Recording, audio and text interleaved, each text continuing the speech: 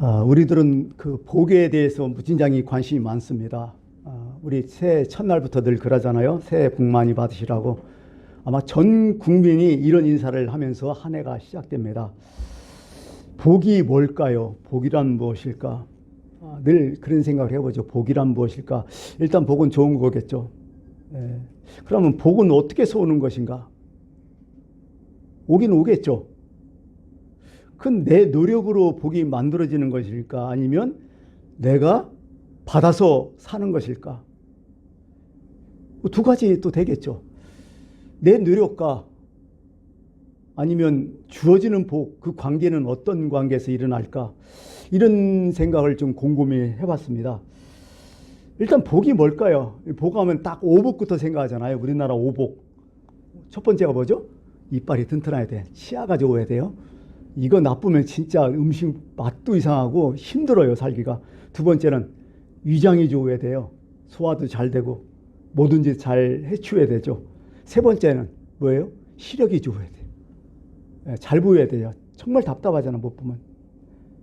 네 번째는 뭘까요? 듣는 거예요. 청력이 좋아야 된다는 거죠. 마지막 다섯 번째 뭘까요, 우리나라에?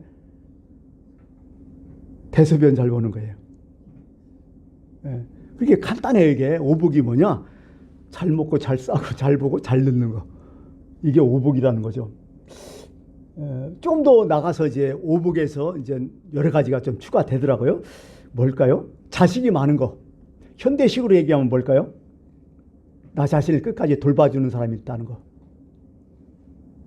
또 부부가 오랫동안 같이 사는 것. 현대식으로 얘기한다면 외롭지 않게 평생 살 수 있는 것. 친구들도 많고.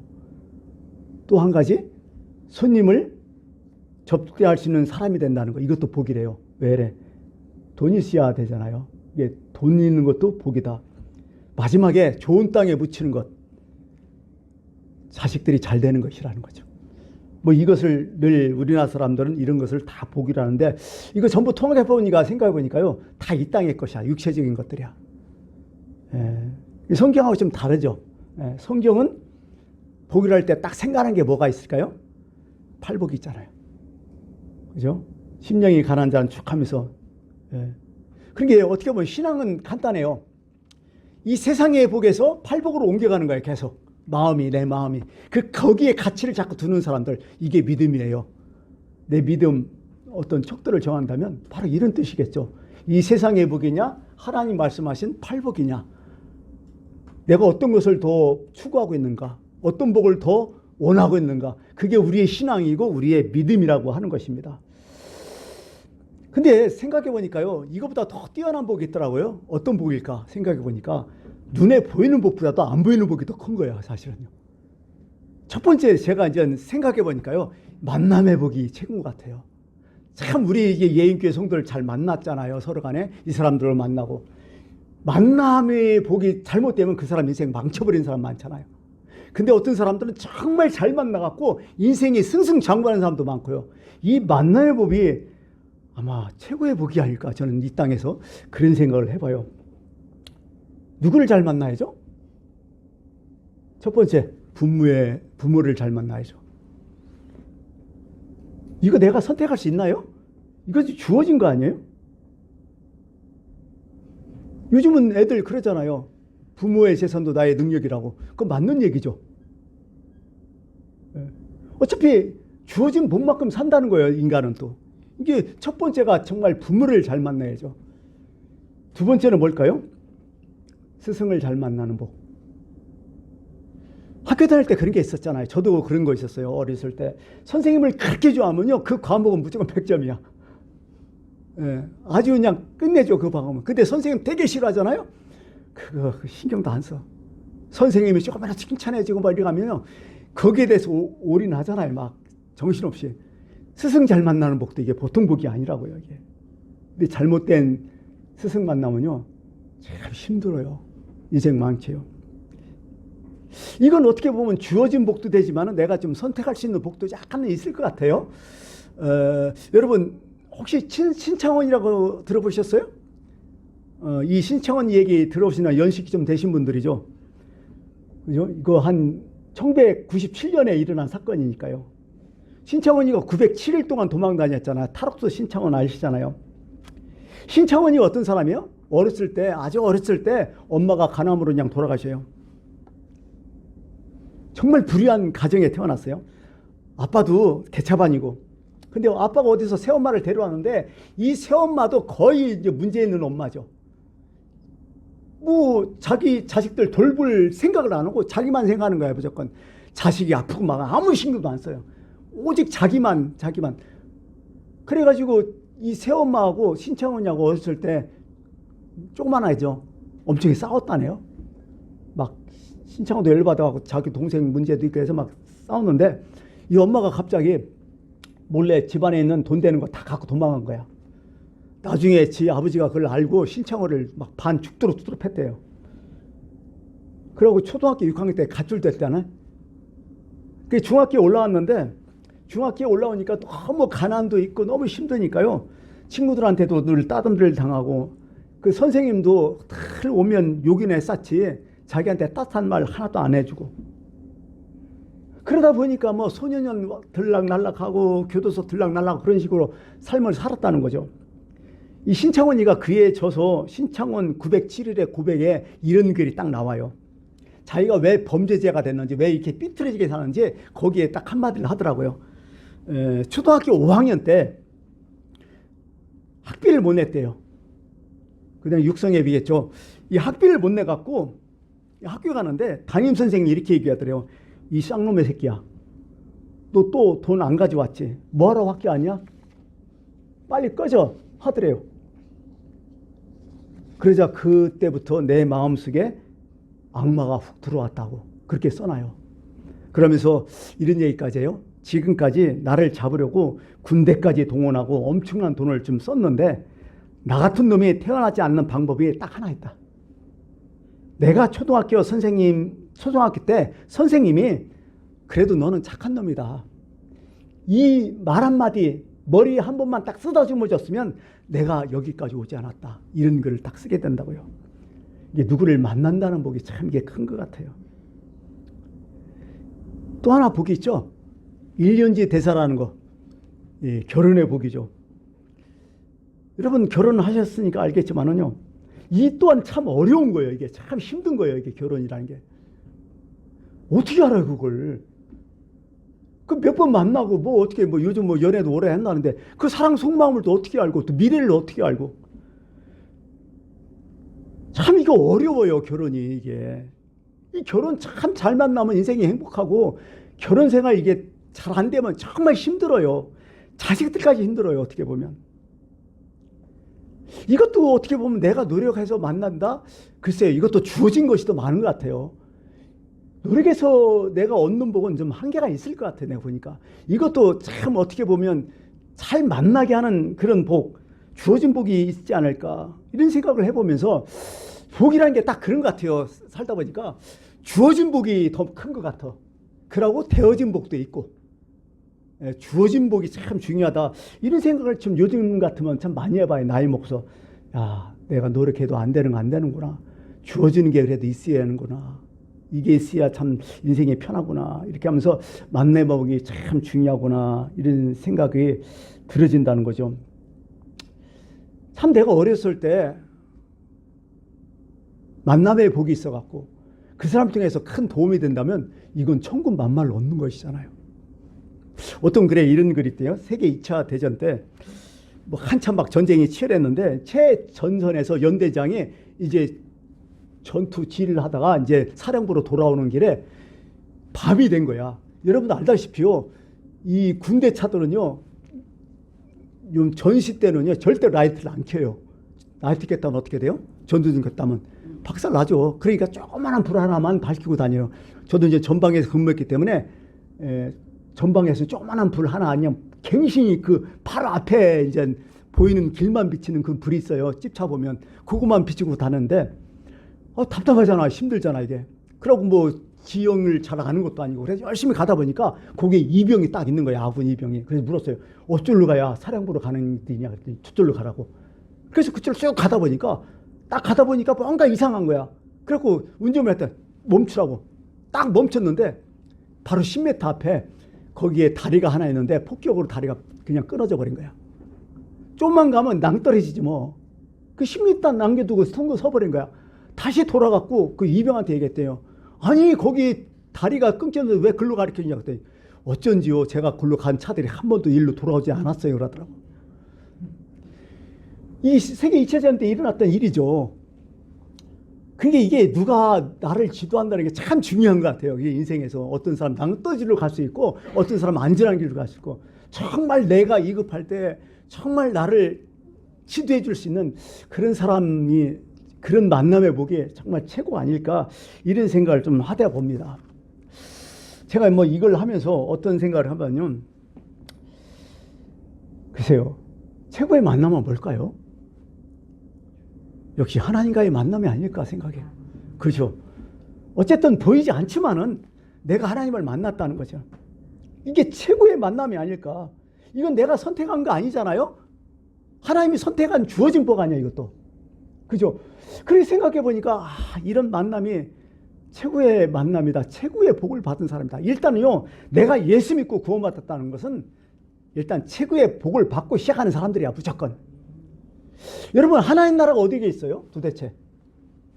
예수님도 그렇잖아요. 하나님 나라에 딱 물으니까 야 여기 있다 저기 있다 어디 있는 것이 아니라고 얘기하잖아요. 하나님 나라는 어디에 도대체? 고향이 여러분 고향은 도대체 어디야? 어디에 태어나 출생지예요? 거기에요. 부모가 사라진 데 친척이 없으면 아무것도 아니에요. 그거. 사실은 살아있는 고향은요 부모 같아요. 내가 살다 보니까 부모가 계신 것이 고향 같아요. 자 그러면 하나님 계신 건 어디야? 하나님 나라가 어디야? 하나님 계신 곳이에요. 그죠? 하나님 계신 곳이 쉽게 말해서 하나님과 나와 동행하는 곳이 그게 하나님 나라인 거예요. 이게. 그죠? 하나님 나와 동행하는 거. 그게 하나님 나라예요. 그러니까 하나님 나라에 뭐 여기서 뭐 죽으면 간다 그런 생각하지 말고요. 지금 내가 살아생전에 하나님과 나와 동행하고 있다면 거기서부터 하나님 나라 지금 시작되고 있는 거예요. 완전한 곳은 아니지만은 거기가 그게 시작이라는 거죠. 그래요. 내가 하나님 나라와 동행하면서 나의 잘못된 선택이 될 수 있어요. 나의 욕망도 있고 그러잖아요. 우리는 늘 죄인이잖아요. 순간순간 나는 뭐 이렇게 뭐 하나님 뜻을 얘기하지만은요. 순간순간 내 욕망이 살아갖고 그걸 막 같이 버무려 있잖아요. 왔다 갔다 하잖아요. 그런 순간에 어떻게 하면 내 결정 때문에 잘못된 결정이 있어요. 근데 중요한 것은 하나님이 함께 계시다는 건 괜찮다는 거예요. 이게 성경 얘기야. 괜찮다. 하나님이 함께 계시다면 잘못된 선택 그것 때문에 시행착오도 걷고 어려움이 있지만은 그래도 하나님 계시니 괜찮다. 그게 뭐예요? 성경이 모든 것이 합력하여 선을 이룬다는 거야. 이런 것이죠, 사실은. 참 만남의 복이 참 중요하다는 거죠. 그래서 오늘은요, 오늘 말씀이 뭐예요? 목자와 양의 만남 아니야, 이게. 목자와 양의 만남. 예수님께서도 여러 가지 뭐 얘기를 하셨는데요. 선한 목자가 계시고, 양이 계시죠. 우리는 양이기 때문에 양의 입장에서 생각해 보면, 어떻게 보면 실력은 뭐예요? 선한 목자를 제대로 알아보는 것도 실력이요. 예, 이런 건 실력이라고요.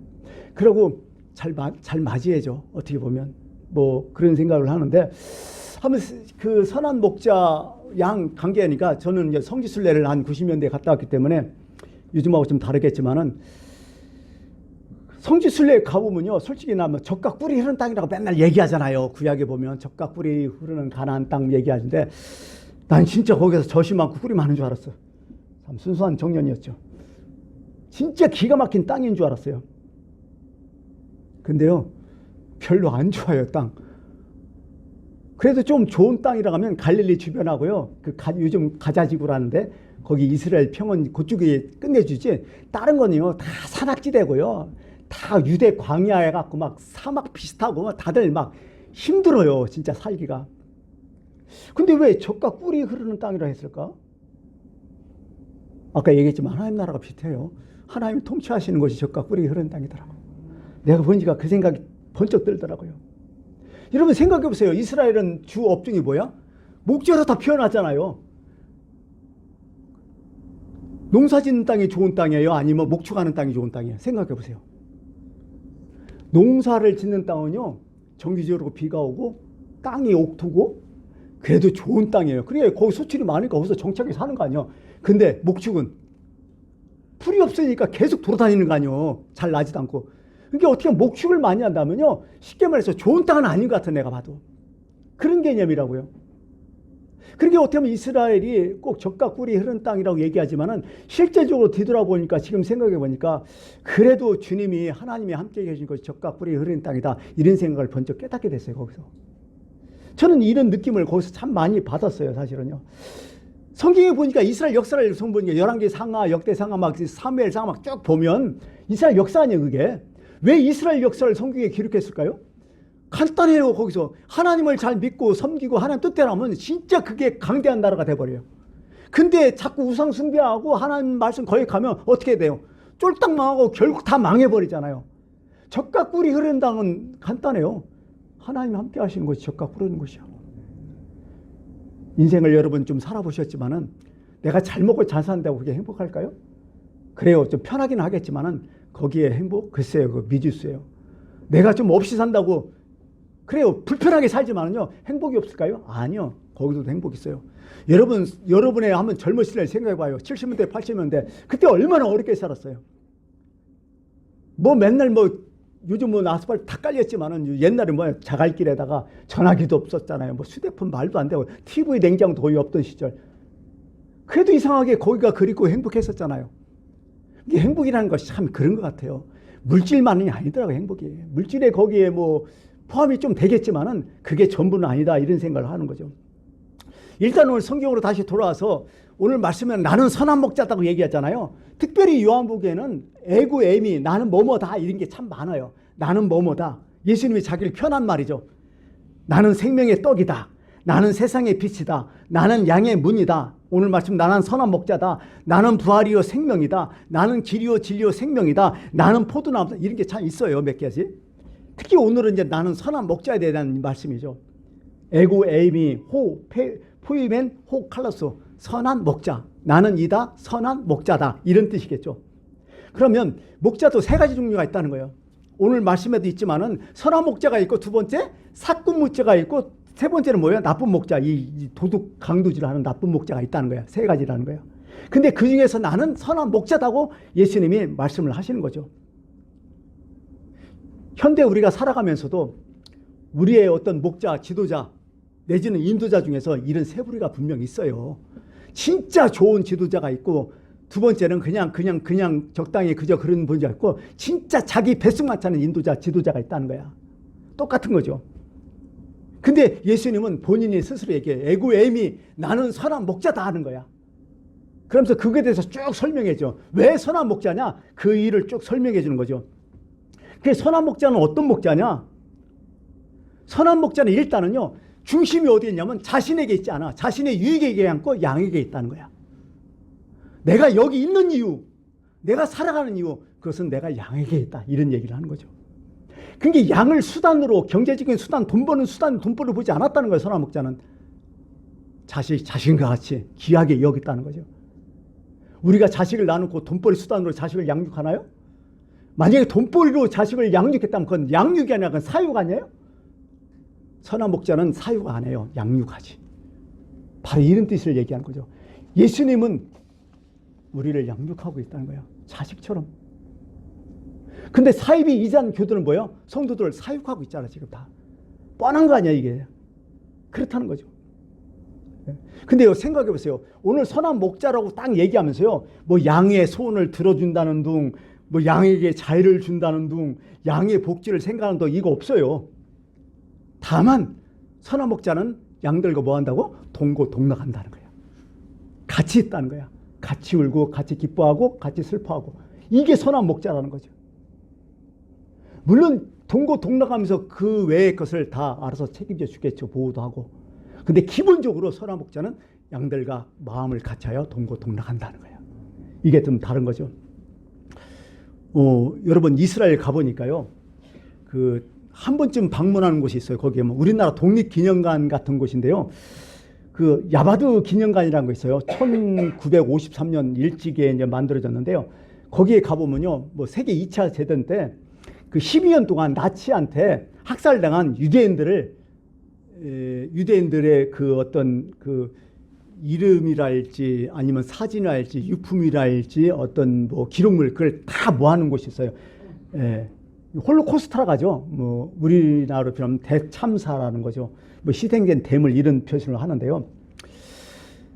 그 당시에 참 유대인 나치들이 엄청나게 많은 사람 죽였잖아요. 유대인이 뭐 600만 명인데 정확히 575만 명. 유대인뿐이 아니에요. 그 게르만 민족이죠. 아리아닌. 게르만 민족의 우월성 강조하면서요. 그 외에 그 민족들 다 죽였잖아요. 특히 슬라브인들 막 다 엄청 죽였잖아요. 집시들이 뭔 줄 알아요? 집시들은 그 국경 없이 국가를 정하지 않고 똘똘다니는 그 민족이 있어요. 요즘 얘기하면 그 베두인족 같은 민족이죠. 그런 쪽이 있어요. 그 사람들 거의 다 죽였잖아요. 장애인들 다 죽여버렸잖아요. 왜? 열등하다고. 하여간 이렇게 해갖고 무진장이 죽였는데 그 중에 575만 명을 죽였는데요. 거기에 보면 뭐 유대인들의 이름을 쭉 써놓은 뭐 사진하고 하면 이름의 홀과 또 증언의 페이지를 갖고 안내 일기 뭐 이런 거 기록물이 쭉 있거든요. 딱 들어가면 일단 섬뜩해요. 여러분 독립기념 가면 처음에 딱 들어가면 어때요? 막 일제 시하에서 고문받던 막 고문관 있잖아요. 그거 비슷해요 분위기가. 섬뜩해요 거기에. 그러면서 뭐 유대인들은 꼭 거기를 방문해서 이것을 꼭 기억하자 뭐 그런 얘기를 많이 하는데, 근데 이 가장 특징이 뭐냐면요. 그 야바도 기념관 뮤지엄의 그 앞에 어떤 동상이 하나 있는데 그게 참 인상적이에요. 그 아름다운 사랑의 관계를 보여주는데 그 동상의 의미는 그래요. 세계 2차 대전 때 이제 나치가 이제 독일이 이제 폴란드를 침공했잖아요.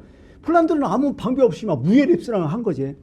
그러고서 이제 폴란드에 있는데 유대인들을 색출하게 해서 뭘 달았을까? 유대인들을 색출하게 해서 다윗의 별을 달은 거야. 우리가 뭐 신들러 리스트를 보면 다윗의 별을 달고 나오잖아요. 그게 사실은 유대인들이 단 게 아니라 누가 달아요? 독일 애들이 유대인들을 구별하게 해서 달아준 거야 사실은. 예. 그래갖고 이제 초등학교에 딱 들어갔는데 이제 애들 다 모아놓고 인종을 이제 청소하려고 골라내는 거죠. 특히 유대인들을 막 다윗의 별 다른 애들 다 이리 나와 하는데 조그만 애들이 나오겠어요? 막 물며 불면 난리시죠. 그치 이제 거기 있는 선생님들이 그걸 막어 못 보내겠다고. 근데 뭐 총칼 들고 막 난리 나는데 그 당시에요 저기 독일 나치가 민간인들 학살하려고 부대까지 만든 게 3,000명이었대. 3,000명. 전적으로 이제 민간인들 죽이는 부대야. 3,000명이. 엄청나게 죽였지 사람들이. 왜 가스실로 이렇게 보냈을까요? 나중에는 총알이 갖고 가스로 그냥 일제히 다 죽여버린 거야. 그 정도였으니까. 어쨌든 막 그냥 실갱이를 하는 거죠. 막 애들은 울고불고. 그러니까 어떻게 해요? 군사들이 선생님 빠지라고 애들 보내라고. 근데 애들은 막 선생님 붙잡고 난리를 치니까 어떻게 해요? 선생님 도저히 못 나. 그랬더니 우리도 같이 가겠다고 하고 선생님들이 같이 타는 거야. 그래갖고 유대인들 아이들 태우고 선생님과 폴란드 선생님이겠죠? 그 태우고 이제 수용소 가고 가스실에 가는 거죠. 거기서 함께 죽어요 애들이. 선생님들이. 그러면서 마지막에 그런 글이 있더라고요. 막 벌벌벌 떨고 애들이 막 가스실 막 질렸으니까 괜찮아. 너희들은 이 선생님과 함께 있을 테니 걱정 말라. 자 우리 함께 기도하자. 그래서 애들과 막 선생님 기도하고 어때 기도하니까 마음이 편하지. 그러니까 애들이 이제 편하다고. 내가 너희들과 함께 있으니 마음이 편하지. 그랬으니까 선생님 저희들도 너무 좋아요 하면서 같이 가스실에 죽었다는 거죠. 그것을 기념하기 위해서 동상이 세워졌죠. 참 의미가 커요. 그 선생님 이름이 코르차크라는 선생님이었는데요. 왜 제가 이 얘기를 하냐면요. 이게 선한 목자상이에요 사실은. 하나님께 죽잖아요 끝까지. 너 이거잖아요. 이게 바로 우리 주님이라는 거죠. 또 두 번째는요. 선한 목자는 양들을 제대로 인도한다는 거죠. 예. 3절 보니까 그런 얘기 있죠. 그가 자기 양의 이름을 각각 불러 인도하여 내느니라. 또 이 우리에 들지 아니한 다른 양을 내게 있어 내가 인도하여 할 터니 인도를 잘한다. 이런 얘기를 하는 거죠. 그렇잖아요. 성지 순례하면서 또 한 가지 이제 기억나는 것은 뭐 여러 가지 갈릴리 바다도 참 기억이 많이 나는데 또 한 가지 유대 광야가 딱 보이더라고요. 이게 예루살렘 쪽에서 딱 보면요. 멀리 이제 남쪽으로 보면 유대 광야가 한데 진짜 민둥산이야. 아무것도 없어. 풀도 별로 안 보이고요. 나무도 없고 민둥산이야. 근데요, 이게 막 민둥산인데 그 산 중턱에 조그만한 희끗하게 실선 같은 게 막 잔뜩 보여요. 나중에 물었어요. 그게 뭐냐, 저게 무슨 실선들이 많이 했더니 저게 목자들이 양을 끌고 왔다 갔다 하는 다니는 길이라고. 그 구절 양장이라서 꼬불꼬불한 거 있잖아요. 그런 길이더라고요.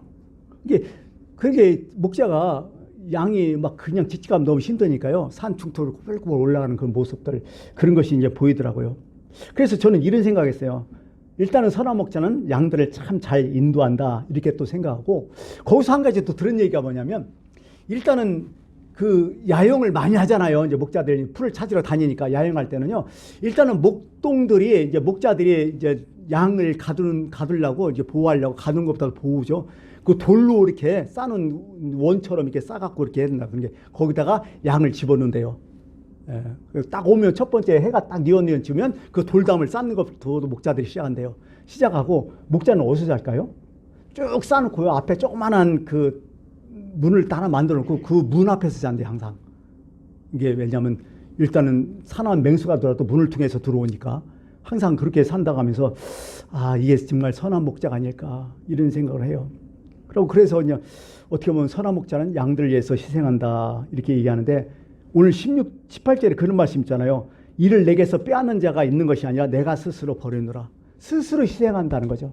이게 우리 예수님이죠. 어쨌든 뭐 선한 목자가 이런 얘기 저런 시간이 가서 이제 말씀을 마칠까 합니다. 일단은 선한 목자가 있는데 선한 양이 있어야 할 거 아니에요. 그 선한 양은 누구예요? 목자의 음성을 듣는 사람들이에요. 그게 선한 양이죠. 우리가 할 일이죠. 예. 선한 목자인 건 아는데 선한 목자를 알 수 있는 것도 우리의 책임이 좀 있겠죠. 그래서 14, 15절 이렇게 하죠. 나는 선한 목자인데 나는 내 양을 알지만 양도 나를 안다는 거예요. 아버지께서 나를 아시고 아버지를 나는 아는 것 같으니 3절, 5절 양은 그의 음성을 듣나니 그가 자기 양의 이름을 각각 불러 인도하여 내느니라. 자기 양을 내놓은 후에 앞서가며 양들이 그의 음성을 아는 거로 따라가되 타인의 음성을 알지 못하는 거로 타인을 따르지 않냐고 도리어 도망하느니라.